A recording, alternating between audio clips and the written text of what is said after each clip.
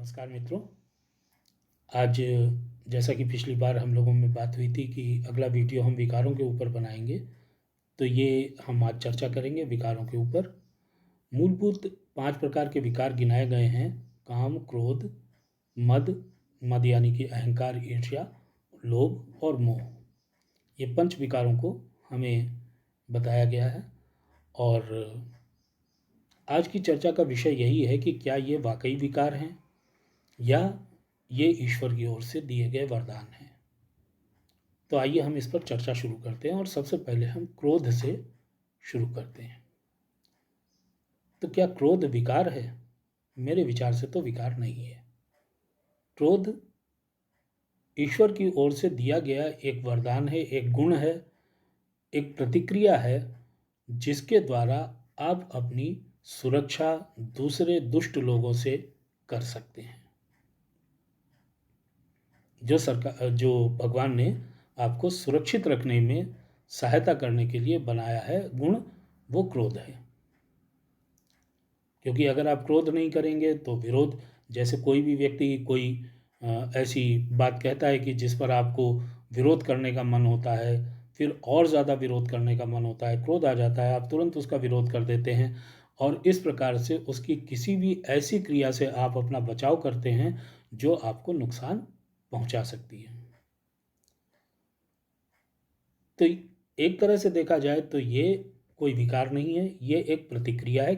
कोई ऐसी क्रिया होती है जिसकी वजह से ये प्रतिक्रिया आपके मस्तिष्क में होती है और उसके बाद ये आपके शरीर के द्वारा, उसके प्रदर्शन के द्वारा ये बाहर आती है और दूसरे को दिखती है। तो ये तो हो गया क्रोध। लेकिन ये क्रोध कभी कभी विकार बन जाता है। अब ये क्रोध विकार कैसे बनता है? जब हम अपने इस ईश्वर के द्वारा दिए गए वरदान का प्रयोग दूसरों को डराने, धमकाने, उनका शोषण करने के लिए करने लगते हैं, तो ये विकार बन जाता है। अब क्रोध प्रतिक्रिया क्यों है, विकार क्यों नहीं है? विकार होता तो ये हर समय हावी रहता। मैंने बड़े बड़े क्रोधी देखे हैं, एक छोटा सा कांस्टेबल उनके थप्पड़ मार देता है, उनका सारा क्रोध खत्म हो जाता है। बड़ा क्रोध उनको दिखाते हैं मोहल्ले में और यहाँ और वहाँ और दुनिया भर में। दरोगा जी आते हैं, मुर्गा बना देते हैं, सारा क्रोध उनका समाप्त हो जाता है। तब उनसे क्रोध नहीं दिखाते बनता है। तो इसका मतलब ये हुआ कि क्रोध कोई विकार थोड़ी ना है, वो तो उनकी या तो सोची समझी एक छल कपट की, चालाकी की नीति है,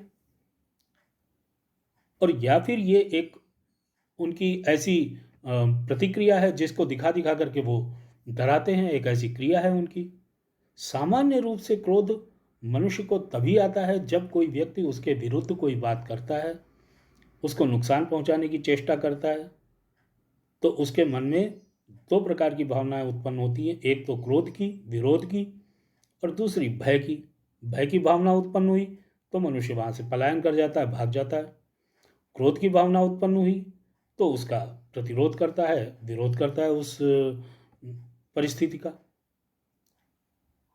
तो मेरे विचार से तो क्रोध किसी भी प्रकार से विकार नहीं है जब तक इसका प्रयोग दूसरों के दमन, दूसरों के शोषण, दूसरों को नुकसान पहुंचाने के लिए ना किया जाए। अब आइए काम की तरफ चलते हैं। तो काम क्रिया विकार कैसे हो सकती है? ये तो सृष्टि को चलाए रखने के लिए बहुत ही आवश्यक क्रिया है। अगर ये विकार होती तो इसको इतने आवश्यक कार्य के लिए उपयोग क्यों किया जाता?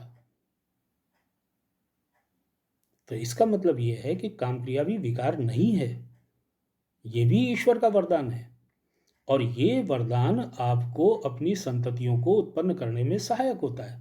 और ये केवल आपको ही नहीं, सृष्टि के प्रत्येक जीव को, चाहे वो एक कोशिकीय ही क्यों ना हो, वो अमीबा ही क्यों ना हो, वो भी अपना विघटन करता है और अपने न्यूक्लियस को दो अमीबा में विभाजित कर देता है। तो ये विकार कैसे हो गया? ये तो उसी प्रकार की क्रिया हुई जैसे हमें भूख लगना शरीर में, जैसे हमको शरीर को श्वास लेना, पानी पीना। तो ये तो उसी प्रकार की क्रिया हुई। सृष्टि को चलाए रखने के लिए जो क्रिया अत्यंत आवश्यक है, जो पूरी सृष्टि करती है, सृष्टि का एक कोशिकीय प्राणी भी करता है, तो वो विकार कैसे हो सकता है? तो मेरे विचार से ये भी वरदान है। और ये विकार कैसे बन जाती है? ये विकार तब बन जाती है जब आप इससे होने वाले गुणों के लिए इसको, मतलब इससे होने वाले लाभ के लिए इसको प्रयोग नहीं करते।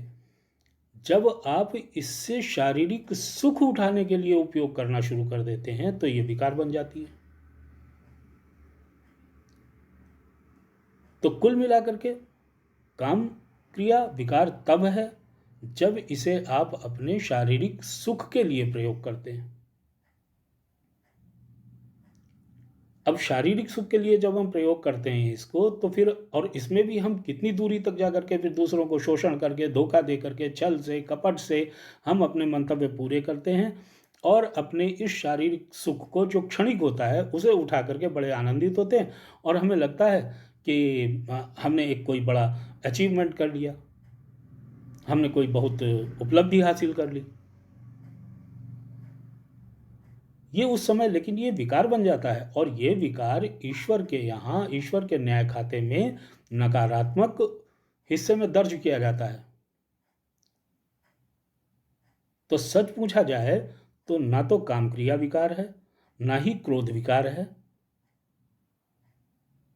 ये दोनों ही चीजें सृष्टि के लिए बहुत आवश्यक हैं, आपके लिए बहुत आवश्यक हैं और ये ईश्वर के दिए हुए वरदान हैं। इन्हें विकृत करते हैं हम, हमारी वासनाएं, हमारी इच्छाएं, इनको प्रयोग करने का ढंग ये हमें विकृत करता है, मतलब इन गुणों को विकृत करता है और इनको गुण से दुर्गुण में, अवगुण में तब्दील कर देता है। अब आइए ईर्ष्या। ईर्ष्या कैसे विकार है? आपको ईर्ष्या नहीं होगी। ईर्ष्या का थोड़ा एक अच्छा शब्द ले लें हम, प्रतिस्पर्धा। आपको प्रतिस्पर्धा नहीं होगी तो आप प्रगति कैसे करेंगे? और अगर आप प्रगति नहीं करेंगे तो संसार प्रगति कैसे करेगा? प्रत्येक मनुष्य के अंदर प्रतिस्पर्धा एक गुण के रूप में विद्यमान है जो उसे दूसरों से आगे निकलने के लिए, दूसरों से श्रेष्ठ करने के लिए प्रेरित करती है। इसे ईर्ष्या भी कह सकते हैं। ईर्ष्या भी आपको जो है दूसरों से श्रेष्ठ करने के लिए प्रेरित करती है या अपने को श्रेष्ठतम साबित करने के लिए प्रेरित करती है। तो ये जब तक प्रतिस्पर्धा के रूप में है तब तक तो बड़ी अच्छी है, लेकिन जैसे ही ये ईर्ष्या में तब्दील हो जाती है, ईर्ष्या अर्थात जैसे ही मनुष्य इस प्रतिस्पर्धा की भावना का उपयोग बेईमानी करने में करता है, दूसरे को गिराने में, धक्का देने में और खुद आगे निकलने में करता है, या दूसरे को जैसे किसी व्यक्ति ने कोई बड़ा अच्छा सा जूता पहना और दूसरे को लगा कि अरे ये तो भाई बड़ा अच्छा जूता पहन गया है, हम भी ऐसा एक अच्छा सा जूता ले लें। तो उन्होंने ये प्रतिस्पर्धा की भावना हो गई। उन्होंने उनसे पूछा कि भाई आप कहाँ से लेके आए? उन्होंने बता दिया कि भाई हम फलानी जगह से लेकर के आए हैं। वो व्यक्ति गया, उसने दूसरा जूता वहाँ से खरीद लिया, अपना पहन लिया, उसकी इच्छा की पूर्ति हो गई, या उससे अच्छा ले आया, उसकी इच्छा की पूर्ति हो गई। अभी एक आदमी ने ये सोचा कि अच्छा मेरे सामने जूता चमका रहा है, दिखा रहा है मुझको, ये हर रोज जो है एक अच्छा अच्छा जूता पहन के आता है। तो उसने सोचा कि अरे ऐसा करते हैं, इसके पाँव ही कटवा देते हैं, ना इसका पाँव रहेगा और ना ये जूता पहन पाएगा और ना मेरे सामने से जूते पहन के निकलेगा और ना हमको कुंठित करेगा। ये वो भावना हो गई जहां प्रतिस्पर्धा विकार बन गई, जहां आप खुद प्रगति नहीं करना चाह रहे हैं लेकिन दूसरे को नष्ट करना चाह रहे हैं। तो दूसरे को नष्ट करके आगे बढ़ने की जो भावना है वही हमारी ईर्ष्या है और वही हमारी विकार बन जाती है, जबकि ये भावना भी हमारे को भगवान ने वरदान के रूप में दी है। प्रतिस्पर्धा नहीं होगी तो आपकी प्रगति रुक जाएगी, प्रगति रुक जाएगी तो आप जहाँ के तहाँ बैठ जाएंगे, आपका संसार में स्थान नियत हो जाएगा कि भैया ये इसी काबिल है, आपका खेल खत्म हो गया और संसार में आपका योगदान भी समाप्त हो गया। हालांकि मेरा विचार बहुत दूसरे प्रकार का है।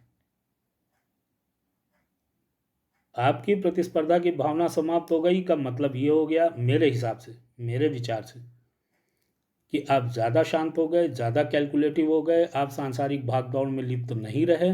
आप बैठ करके एक नए प्रकार के सृजन की ओर आपकी दृष्टि जाने लगी। आप नए प्रकार के कार्यों में जुड़ करके एक नए प्रकार के गुणों को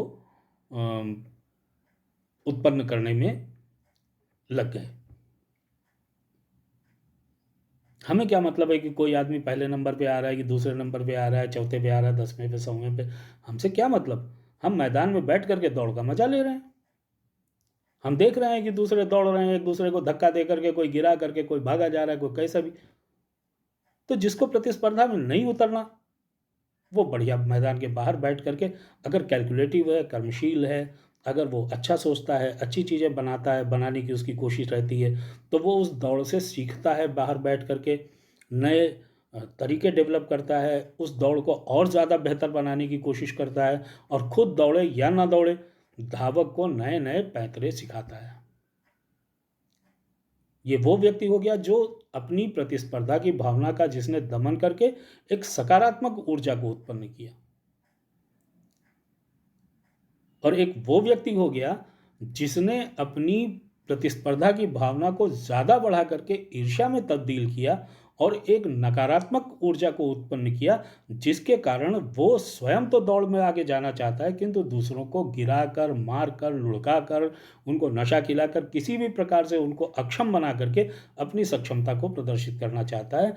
ये नकारात्मक भावना हुई और ये प्रतिस्पर्धा का विकृत रूप हुआ, और ये ईश्वर के नकारात्मक खाते में दर्ज किया जाएगा। तो कुल मिलाकर के क्या हुआ कि हमारे तीनों गुण, काम, क्रोध और मद, यानी कि ईर्ष्या या अहंकार, ये तीनों चीजें ईश्वर के द्वारा प्रदत्त हमें गुण हैं, जिनको हम समझ ही नहीं पाते कि इनका उपयोग ठीक से कैसे करें। अगर हम इनका उपयोग ठीक से करते हैं तो ये गुण हैं, और जैसे ही हम इनका उपयोग नकारात्मक रूप से करने लगते हैं तो ये हमारे अवगुण बन जाते हैं और हमें पापाचार की श्रेणी में ले जाकर के खड़ा कर देते हैं। और यहाँ से ईश्वर के उस न्यायाधीश को, उसकी पुलिस को, उसके अन्य कर्मचारियों को काम मिल जाता है कि ऐसी दुष्ट आत्माओं को पकड़ के लेके आओ जिनको मैंने जो गुण दिए थे उनका उन्होंने दुरुपयोग किया।